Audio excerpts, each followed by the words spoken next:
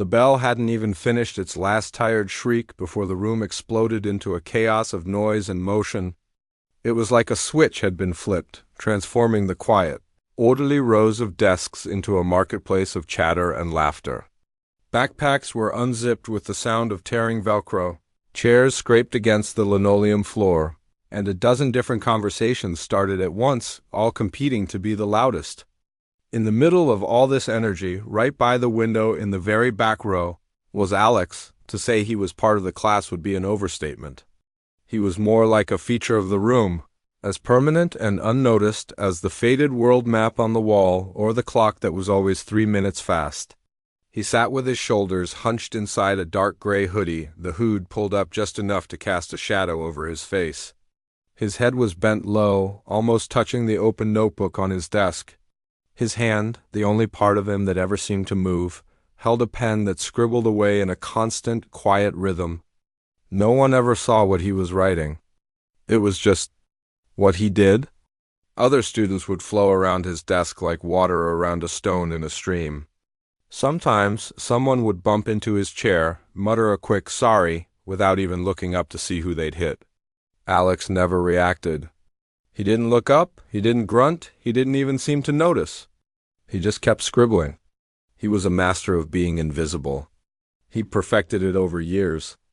It was a shield and it was a cage, but most of the time it was just easier that way. At the front of the room, Mr. Abernethy took a deep breath, trying to center himself amidst the storm. He was a good teacher, or at least he used to think he was. He still cared, deeply, but after 15 years in the same public school, the edges had worn smooth. The endless cycle of lesson plans, grading, and school assemblies had a way of sanding down your ideals. He prided himself on one thing, though. He knew his kids. He knew which ones were struggling at home, which ones had a secret talent for art, and which ones were just trying to survive the day. He knew the loud ones, the funny ones, the ones who raised their hands even when they didn't know the answer. His eyes scanned the room, taking a mental roll call. There was Maya, already organizing her notes with a fierce determination, a future CEO if he ever saw one. There was Ben and his friends, huddled together and snickering over something on a phone, constantly pushing the boundaries of his patience. He knew them all. Or so he believed. His gaze swept past the back corner, the one by the window, and registered nothing. It was an empty space in his mind, a blind spot. If you had asked him right then how many students were in his third period history class, he might have said 24, even though Alex was sitting right there, making number 25. To Mr. Abernethy, Alex wasn't a person. He was a name on a roster, a consistently average grade, a perpetual empty chair in his mind's eye. All right, settle down, everyone. Mr. Abernethy's voice cut through the noise, not with anger, but with a practiced, teacher-like volume that commanded attention. The room slowly quieted, the energy settling from a boil to a simmer. Okay, good. Today we're starting the big one. The project that's going to take us all the way to the end of the semester. A collective groan rippled through the class. He ignored it. He was used to it. I know.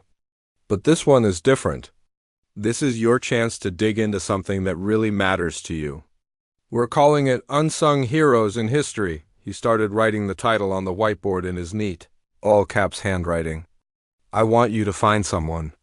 Someone who did something important, something brave, something that changed things, but who never got a statue, never had a street named after them. Someone history forgot. He turned back to the class, a spark of his old enthusiasm returning. This was his favorite project.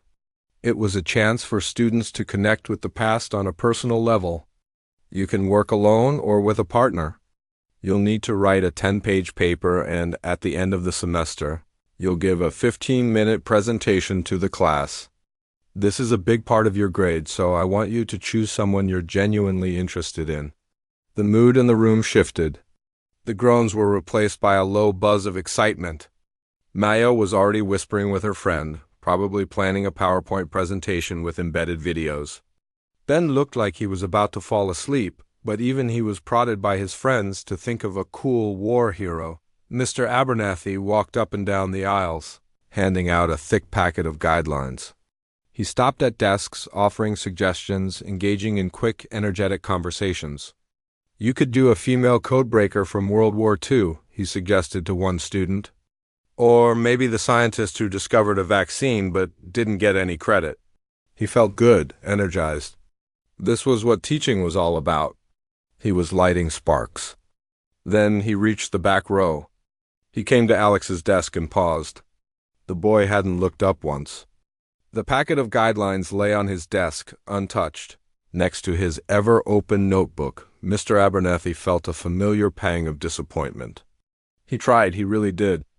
But with Alex, it was like talking to a brick wall. A brick wall in a hoodie. "Alex," he said, his voice a little softer, a little less energetic than it had been a moment before. "Did you hear what the project is about?" Alex's head didn't move, but his scribbling paused for a fraction of a second. Then he gave a tiny, almost imperceptible shrug. "Yeah," the word was barely a whisper, a puff of air. "Do you have any ideas for a topic? Anyone you're interested in learning about?" Mr. Abernethy waited, hoping for some sign of life. A flicker of interest, a question, anything. But there was nothing. Just silence. Alex's pen started moving again. Mr. Abernethy sighed, a quiet, weary sound that was lost in the classroom noise. He felt that old frustration bubble up. It wasn't anger, just a sense of futility. He saw so much potential in his students, but in some, like Alex, that potential was locked away so tight it felt impossible to ever reach. "Okay, well, why don't I assign you a topic then?" "Just to get you started," he said, the defeat clear in his own voice. "How about the role of women in the early Industrial Revolution?" It's a broad topic, lots of information available. He placed the packet squarely on top of Alex's notebook, trying to force some interaction. Alex just slid the packet to the side without looking up and continued writing in his book. Mr. Abernethy stood there for a moment longer, feeling like a failure. He had misjudged this kid, or maybe he hadn't judged him at all. He had just dismissed him. He'd put him in a box labeled apathetic and left him there. Shaking his head, he moved on to the next student, pushing the encounter from his mind. He had other kids to teach, kids who wanted to learn. As he walked away, he didn't see the one thing that would have changed everything. He didn't see Alex's hand finally stop writing. He didn't see Alex slowly reach out and pull the project guidelines back to the center of his desk. And he definitely didn't see the faint, almost invisible glint of interest in the boy's eyes as he read the title, "Unsung Heroes in History."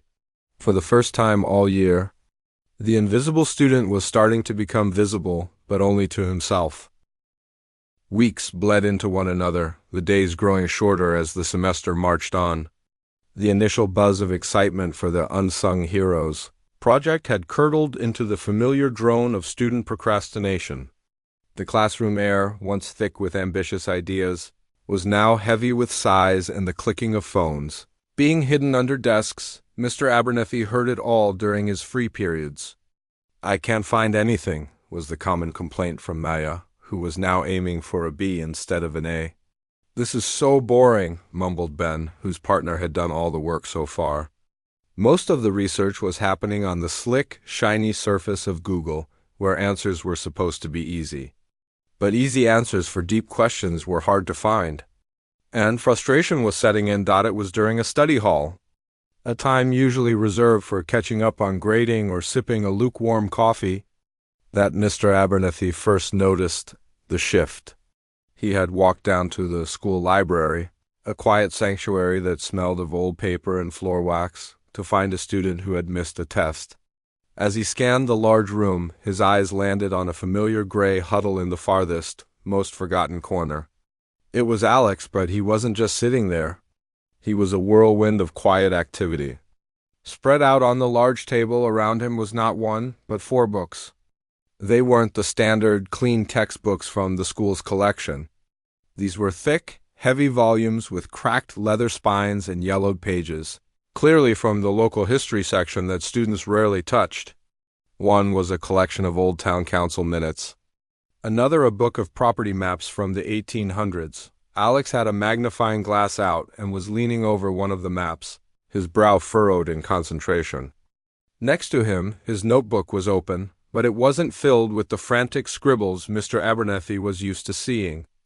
Instead, it was covered in neat, organized columns of dates, names, and what looked like references. He was cross-referencing something, his finger moving from a name in the minute book to a plot on the map, then to a note in his book. Mr. Abernethy stood behind a tall shelf, unseen. He felt a strange mix of surprise and suspicion. This wasn't the Alex he knew. The Alex he knew put in the bare minimum effort, if that. This boy looked like a detective piecing together a cold case. He watched for a few more minutes. Alex carefully took a photo of a page with his phone, not to text to a friend, but to zoom in on a blurry line of text. He then opened his laptop and typed something into a search engine. But it wasn't a simple query. Mr. Abernethy could see he was using a university library's digital archive, a place most high schoolers didn't even know existed. The teacher felt a flicker of something he hadn't felt about Alex in a long time, a spark of professional curiosity. Maybe he had been wrong. Maybe there was a fire in there after all, but the feeling was fleeting. The next day, Mr. Abernethy was walking around the computer lab, where students were supposed to be working on their project outlines. He passed by Alex's computer and happened to glance at the screen. Alex had an email open.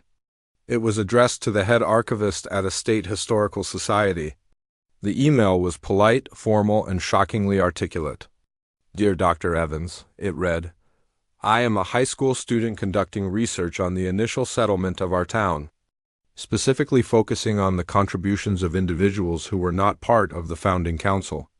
I came across a reference to a Witherby in the 1852 municipal survey, but I'm having difficulty locating any other records. Would your archives possibly hold any personal letters, land deeds, or probate records that might mention this individual?" Mr. Abernethy had to read it twice. The vocabulary, the sentence structure, the sheer maturity of it was stunning. This wasn't the work of a slacker. But then, his old habits of thought kicked in, a defensive wall of cynicism built over years of disappointment. His parents must be helping him, he thought. Asterisk, or maybe an older sibling. There's no way he wrote that himself. He probably just copied it from a website. Asterisk, it was easier to believe that than to believe he had, so completely misjudged a student for months. He felt a brief pang of guilt, but he shoved it down, deciding he should make an effort. Mr. Abernethy approached Alex's desk after class. The room was emptying out, the noise fading as students headed for lunch. "Alex," he began, trying to sound casual and encouraging, "I wanted to check in on your project. How's it coming along?" Alex, who was meticulously putting his books into his backpack, flinched slightly at the sound of his name. He zipped his bag with a sharp, final motion and pulled it onto his shoulder, keeping his eyes fixed on the floor. "It's fine," he mumbled, the words barely escaping his lips. "Are you finding enough information on the Industrial Revolution?" "I know that can be a dry topic." Mr. Abernethy was trying to give him an out, a chance to complain or ask for help, any normal form of student-teacher interaction. Alex just shook his head. "I changed my topic." "Oh?" Mr. Abernethy said, a little surprised. "What are you working on now?" There was a long pause. Alex looked like he was being forced to confess to a crime. He finally shrugged, a gesture that seemed to say everything and nothing at all.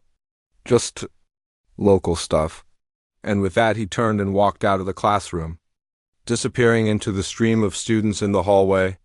Leaving Mr. Abernethy standing alone, the teacher sighed, the sound echoing in the empty room. The brief flicker of hope was extinguished. "See," he told himself. Asterisk, I tried. I reached out, and he gave me nothing. Asterisk, the interaction had only confirmed what he already thought he knew. Alex was difficult. He was withdrawn. And that one burst of effort in the library was probably just a weird phase, a random alignment of planets. It was easier to go back to the old narrative. It required less work, less emotional investment. He had a dozen other students who needed his help, students who would actually talk to him. He turned his attention to a stack of essays on his desk, his mind already moving on, but if Mr. Abernethy had followed Alex, he would have seen something different. He would have seen Alex not heading to the cafeteria, but to a small, quiet park across the street from the school. He would have seen him sit on a bench, pull out his notebook, and stare at an old, weathered monument dedicated to the town's founders. He would have seen Alex trace the names carved into the stone with his finger, lingering on the spaces between the famous names as if searching for a ghost. The quiet wasn't apathy. It was focus. The silence wasn't emptiness. It was filled with a story no one else could hear. A story about a forgotten person that Alex was determined to drag out of the shadows and into the light. The teacher had looked, but he hadn't seen. He had heard, but he hadn't understood. And in the quiet world Alex was building for himself, a revolution was quietly taking shape, one old document at a time. The day of the presentations arrived with a sense of dreary obligation. The classroom, usually vibrant with teenage energy, felt heavy with the weight of grades.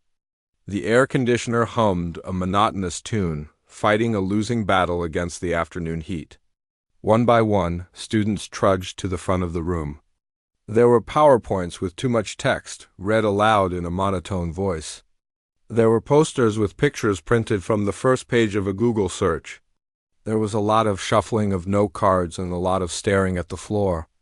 It was the usual performance of duty, a dance of minimum effort designed to simply get it over with. Mr. Abernethy sat at his desk, pen in hand, making encouraging notes but feeling his own enthusiasm drain away with each presentation. He knew he shouldn't be cynical, but years of watching students go through the motions had worn him down. He was just waiting for it to be over, then he glanced at his list. "Alex," he called out, his voice flat and tired. A few students looked around, their faces blank. "Alex?" he repeated, a little louder this time. A head in the back corner slowly lifted. It was Alex, pulling his hood down for what felt like the first time all semester. He stood up, and a ripple of what looked like pity went through a few of the students. They all knew Alex was the quiet one, the one who never spoke. They were bracing themselves for an awkward, painful few minutes. Mr. Abernethy felt a familiar pang of what he told himself was compassion. He leaned back in his chair, ready to offer a gentle, "Thank you, Alex," as soon as the boy stumbled through a few sentences. He was already planning how to grade it generously. Just to spare the poor kid any more embarrassment, Alex walked to the front of the room. It was the longest walk in the history of the school. Each step seemed measured, hesitant. He didn't carry a poster or a USB drive for the computer. All he held was a small stack of worn, dog-eared note cards.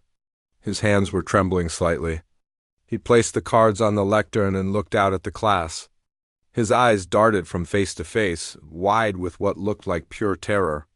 He took a deep, shaky breath, and for a moment Mr. Abernethy thought he might just run out of the room.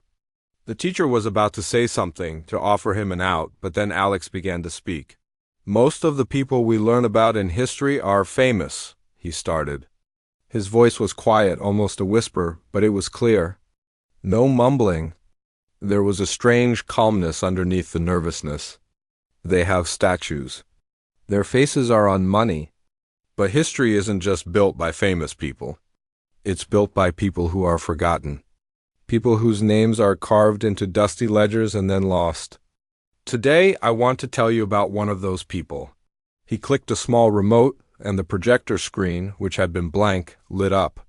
It wasn't a flashy title slide. It was just a black and white photo of a very old, weathered gravestone. The name on it was completely worn away. "This is a grave in the Old Town Cemetery," Alex continued, his voice growing a little stronger. "For a long time, no one knew who was buried here. The town records just listed it as Witherby. I found that name in a book about the town's founders, but it was just a footnote. There was no first name, no story. Just an initial." The class was silent. The board shuffling had stopped. Even Ben, who was usually slumped so low in his chair he was almost under the desk, was sitting up straight. Alex had their attention. He had it not because he was loud or funny, but because he was talking about a mystery. A real one right in their own town.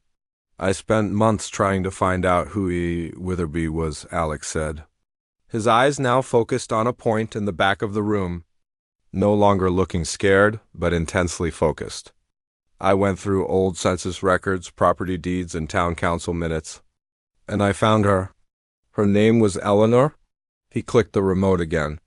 A new slide appeared. It was a scanned image of a yellowed page, filled with elegant, looping cursive. This is a page from her personal journal. I found it in a box in the basement of the County Historical Society. It had been misfiled for over 100 years. In this entry from 1868, she writes about her frustration that the town has no school for children whose parents work at the mill. He began to read from the journal. His voice changed, taking on a soft, determined tone, as if he were channeling Eleanor herself. "It is a sorrow to me," he read, "to see the young ones running wild in the streets, their minds as empty as their pockets. Knowledge is a seed, and if we do not plant it, a forest of ignorance will grow." The words hung in the air. They were powerful. They were real. Mr. Abernathy felt a chill run down his spine. This was not the project he had expected. This was not a student coasting by. This was something else entirely. He watched, mesmerized, as Alex continued. He told them how Eleanor, a widow with little money of her own, had started teaching a handful of children in her own parlor. He showed them a slide with a copy of the town's original budget, where he had circled a small, handwritten line item, "Books for Mrs. Witherby's school." He explained how she had petitioned the all-male town council for years, facing ridicule and indifference, until they finally agreed to fund a small one-room schoolhouse. He even had a copy of the original architectural plans, which showed that Eleanor herself had designed the building, making sure it had large windows to let in plenty of light for reading. "She was the architect of our town's first public school," Alex said, his voice filled with a quiet passion that was captivating. "She taught hundreds of kids over the years. But when the history of the town was written, her name was left out. The men on the council were praised for their vision, but the woman who fought for it, who designed it, who taught in it, was forgotten. She became just an initial, E, Witherby." The room was completely still. You could have heard a pin drop. Alex let the silence hang there for a moment. He looked out at his classmates, and for the first time, they weren't just seeing the quiet kid in the hoodie. They were seeing a historian, a storyteller, a detective. "But a story doesn't have to end just because someone wants it to," Alex said softly. He clicked the remote one last time. "I wanted to know what she looked like. I found a description of her in a newspaper article from 1872. It said she had a kind face and eyes that held a fierce intelligence. I worked with a digital art student at the State University, and we used that description, along with the style of photography from the time, to create an image of what she might have looked like. The image that appeared on the screen took everyone's breath away. It was the face of a woman in her late 40s, maybe. Her hair was pulled back neatly, and she wasn't smiling, but there was a warmth in her eyes and a strength in her jawline. She looked real. She looked like someone you would want to know. She looked like a hero. "Eleanor Witherby deserves more than a forgotten grave," Alex said, his voice ringing with a new, undeniable confidence. "People who build communities shouldn't be forgotten." He clicked to a final, simple slide. It had a picture of the park across from the school and a QR code. "I've started a petition to have that park renamed in her honor. The Eleanor Witherby Memorial Park. If you believe she deserves to be remembered, you can scan the code." He finished. He stood there for a second, the quiet, determined boy from the back of the room, bathed in the light of the projector showing the face of a forgotten hero. And then the silence was broken. It wasn't the polite, obligatory applause that usually followed a presentation. It started with one person clapping, then another, and then it grew into a wave of loud, genuine, enthusiastic applause that filled the room. It was the sound of shock, of admiration, of respect, but Mr. Abernathy didn't clap. He couldn't. He just sat there, frozen at his desk, his pen lying untouched. He felt a heat creeping up his neck, a burning feeling of shame so intense it was physical. He saw the months of dismissal, the sighs, the assumption of apathy. He saw himself assigning a generic topic to a student who was burning with a passion so deep he had to keep it hidden. He had looked at a brilliant, determined mind and seen only an empty chair. This quiet kid hadn't just done a school project. He had done real work, important work. He had corrected a historical injustice, and he had taught his teacher a lesson he would never forget. Mr. Abernathy looked at Alex, who was quietly gathering his note cards, a faint, surprised blush on his cheeks as the applause washed over him. The teacher realized he wasn't just looking at a student anymore. He was looking at someone who had changed the world, just a little bit. And he had done it all without ever raising his voice. The applause didn't just stop. It seemed to get sucked back into the room, leaving a vacuum of stunned silence. For a long moment, nobody moved. The projector was still on, the face of Eleanor Witherby looking out at them all, a quiet challenge to a century of forgetting. Alex stood by the screen, looking as surprised as anyone that the sound had been for him. He gave a small, awkward nod and quickly went back to his desk, shrinking back into himself as if he could undo the last 10 minutes and become invisible again. But it was too late. The spell was broken. The bell rang, its shrill sound cutting through the tension. But for the first time ever, no one rushed for the door. Mr. Abernathy remained frozen at his desk. His hand, which had been poised to write a grade, now lay limp beside his pen. He felt a heat creeping up his neck, a burning so intense it was a physical pain. It was shame. Pure, undiluted shame. He saw a film reel of his own failures playing out in his mind. He saw himself sighing as he handed Alex the generic topic. He saw himself assuming the articulate email was written by a parent. He saw himself dismissing the boy's quiet focus as apathy.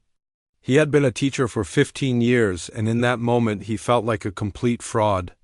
He prided himself on seeing his students, but he had been blind to the one sitting right in front of him every single day. He hadn't just misjudged Alex. He had erased him. Slowly, students began to move, but their movements were different. They weren't heading for the door in a pack. Instead, a few of them drifted toward Alex's desk.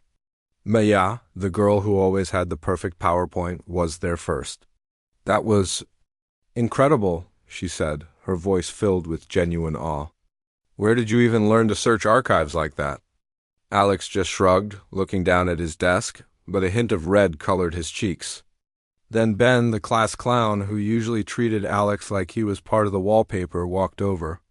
He pulled out his phone and, without a word, scanned the QR code on the screen. "Dude," Ben said, looking at his phone, then back at Alex. "This is actually cool." It was the highest compliment he could pay. A small crowd started to form, a quiet circle of respect around the boy who had been invisible for so long. Mr. Abernathy watched this, feeling like a ghost in his own classroom. These were his students, but they were sharing a moment that had nothing to do with him. He knew he had to do something. He couldn't just let the day end. He took a deep breath, stood up, and walked over to the desk. The students parted for him, their chatter dying down. He expected Alex to flinch, to pull away, but the boy just sat there, waiting. "Alex," Mr. Abernathy began, his voice sounding strange and rough to his own ears. I don't know what to say." He stopped, cleared his throat. The words felt clumsy and inadequate. "What you did today, it was the most important piece of work I've ever seen a student do in this class." He looked at Alex's notebook, which was lying on the desk. It was the same one he was always writing in. Can I see it?" he asked, the question feeling both strange and necessary. Alex hesitated for a second, then pushed the notebook across the desk. Mr. Abernathy picked it up. It was heavier than he expected. He opened it, and his breath caught. It wasn't filled with random doodles or daydreaming scribbles. It was a masterpiece of organization. The first few pages were a timeline, meticulously drawn, of the town's history. Then there were pages of research questions, some crossed out, others circled. He saw lists of books with call numbers from the library and notes on which ones were dead ends. He saw sketches of the gravestone, measurements of the cemetery plot, and transcriptions of the hard-to-read journal entries. In the margins, there were questions he had emailed to professors and archivists, with their thoughtful replies written out by hand. This notebook wasn't just a record. It was a map of a brilliant mind at work. It was a diary of a discovery. He saw the months of silent, persistent effort that he had been too blind to see. He saw the passion, the curiosity, and the sheer hard work that he had mistaken for nothing. He closed the notebook and handed it back, his hand trembling slightly. "Thank you," he said, and the words were filled with a new, profound meaning. The next day, the atmosphere in the classroom was completely different. The usual pre-class chatter was replaced by a low buzz of excitement. Mr. Abernethy walked in, not with his usual coffee mug, but with a sense of purpose. He didn't start with the lesson plan. He stood at the front of the room and looked at all the faces, then let his gaze settle on Alex. "Before we begin," he said, his voice clear and steady, "I need to say something." The room went silent. Yesterday, we all witnessed something truly special. But I also need to publicly say something that I should have said yesterday. I need to apologize. A few students looked surprised. I need to apologize to Alex. For most of this year, I have failed you as a teacher. I saw your quietness, and I made the mistake of thinking it was a lack of interest. I saw you working, and I made the mistake of thinking it wasn't important. I let my own assumptions get in the way of seeing the brilliant, dedicated, and passionate student you are. You didn't just do a project. You did what a historian is supposed to do. You found a truth that was lost and you gave it a voice. And I am deeply sorry that I didn't see it sooner. I am proud of the work you did, and I am grateful for the lesson you taught me." He looked directly at Alex as he spoke. The boy didn't move, but his eyes were wide. He wasn't used to this. He wasn't used to being seen, let alone praised like this. Mr. Abernethy's apology hung in the air, raw and honest. It wasn't just an apology. It was a lesson in humility for everyone in the room. Then Mr. Abernethy turned back to the class. "Alex's work shouldn't end here," he said. "He has started a petition to get that park renamed. This is a chance for us to be a part of history, not just read about it. I am making helping with this petition an optional extra credit project for anyone who is interested. We can research, we can write letters to the town council, we can help spread the word. We can help Eleanor Witherby get the recognition she deserves." He looked at Alex. "And I would be honored if you would lead this effort, Alex, as our resident expert." A slow smile spread across Alex's face. It was a small, hesitant smile, but it was the first one Mr. Abernethy had ever seen. He nodded. The class erupted, not in applause this time, but in a flurry of excited conversation. Hands shot up, not with questions about the test, but with ideas about how to help. Maya wanted to design flyers. Ben suggested making a viral video. The invisible boy in the back had, without raising his voice, managed to unite the entire class. Mr. Abernethy leaned against his desk, watching the transformation unfold.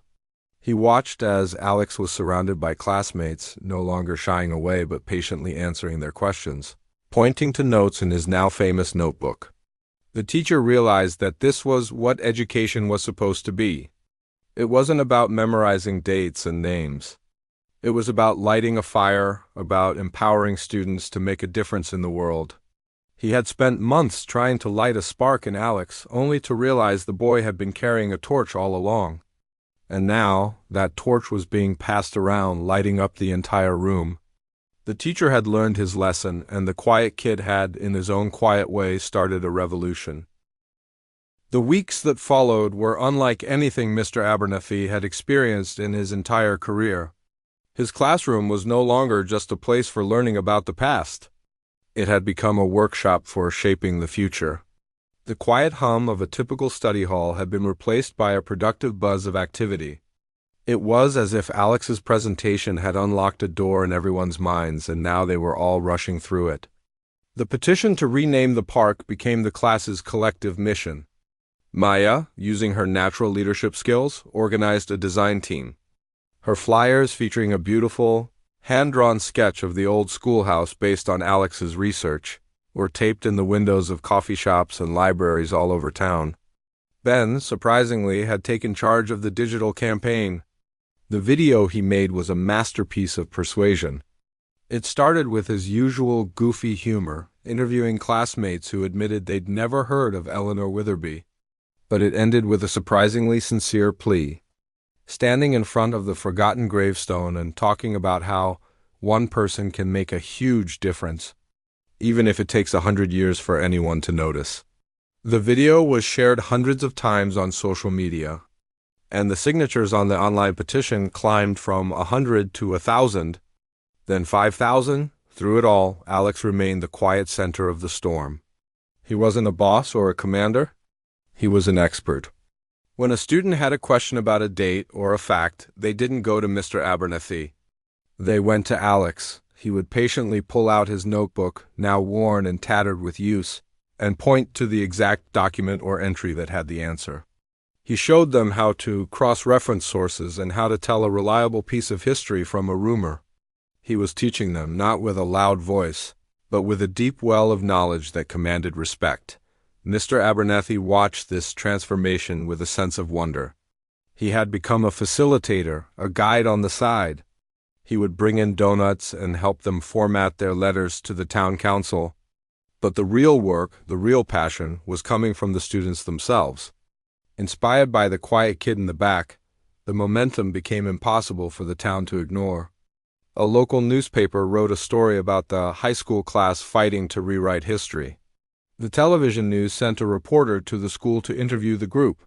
Alex, as expected, shyly declined to be on camera, but he stood just off camera, whispering facts and dates to Maya, who spoke with the confidence of a seasoned pro. The pressure worked. The town council agreed to add the issue to their agenda and scheduled a public hearing the night of the hearing. The small town hall was packed. The students sat in the front rows, a nervous but determined block of support. Mr. Abernethy sat with them, not as their teacher, but as their ally.